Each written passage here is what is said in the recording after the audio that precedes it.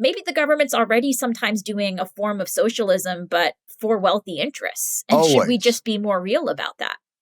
Lina, this is it. Now we've got the rubber meets the road, because the corporations are people, but they are people that use public resources. They benefit from our water, from our energy, from our stability, from our labor.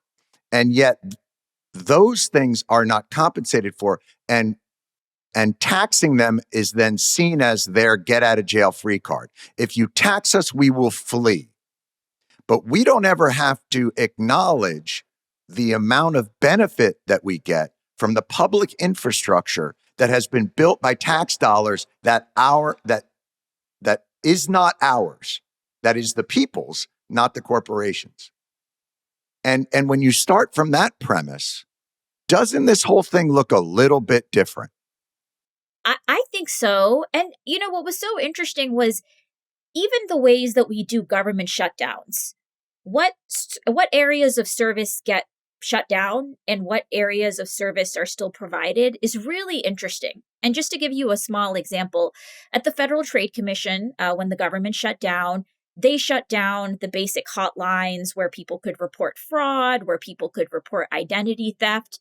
What stayed open was the place that Wall Street could report their mergers and keep those mergers still going.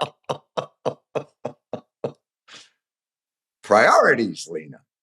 And it was really interesting. I mean, just a few days ago, before we saw the deal in the Senate, I saw reported in the Wall Street Journal that the FAA had started telling people that their private jets might not be able to land as easily at some of the busiest airports. And it was a really interesting question, like, should private jets have been stopped on day one of the shutdown, maybe? They're exempted. They're the essential workers.